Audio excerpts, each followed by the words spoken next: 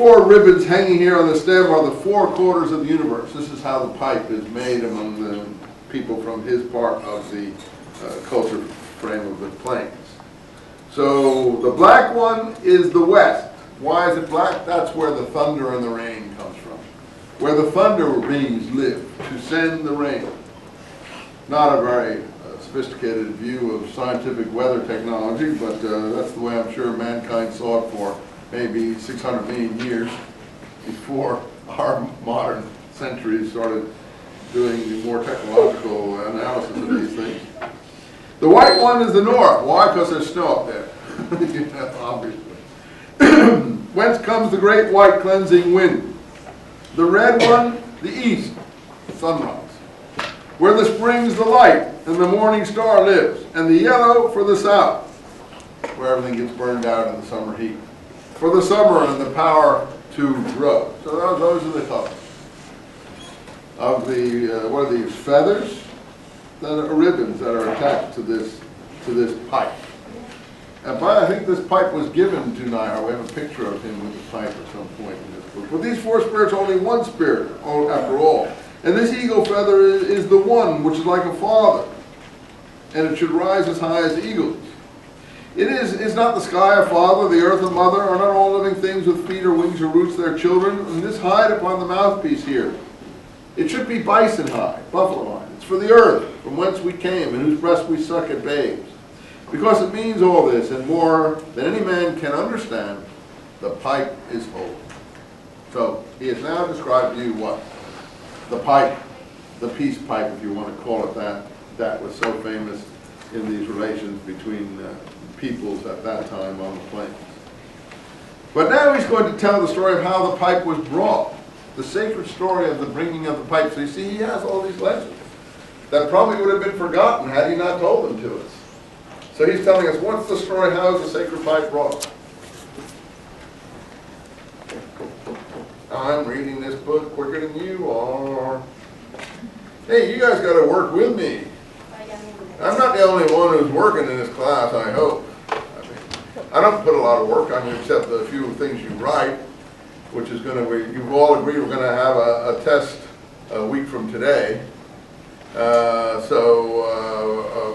try to cover as much as we can by that time. So, which will be like your midterm, your first test. But we'll talk about that next time, unfortunately. The least interesting thing to talk about, tests. What's she called, the young woman who brings the pipe? White Buffalo Woman, I think. Her name is White Buffalo Woman. She's this virginal, perfect being who appears. And he describes her here. One day, not long ago, or very long ago, these young men, scouts, were out looking for buffalo herds.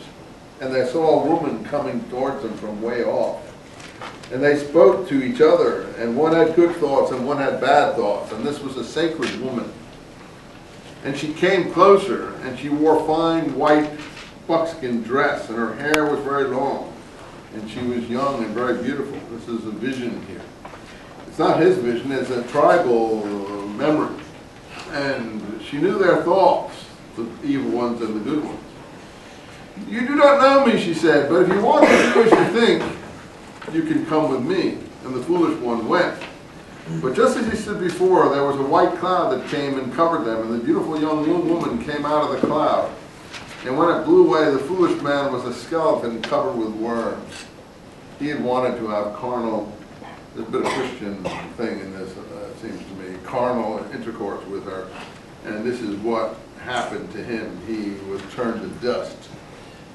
I didn't know, it didn't happen to Kobe up in the Colorado motel room, but it happened to this guy here when he got too close to white. I guess that wasn't White Buffalo Woman up in the motel room, I guess. If it had been, we wouldn't have had to have a trial up there. But anyway, you guys don't like my humor, I see. That was supposed to be a joke. It would save a lot of courtroom cases if this could be, and we'd be in good shape here, I can tell you. In any case, the other one then is frightened to death by this time, when he sees what happened to his mate, he says, "Go home and tell your people I am coming. Get the village ready for me, hotshot, because I'm White Buffalo Woman and I'm coming to your village." And this guy runs home as fast as he can to tell everyone to get things ready for the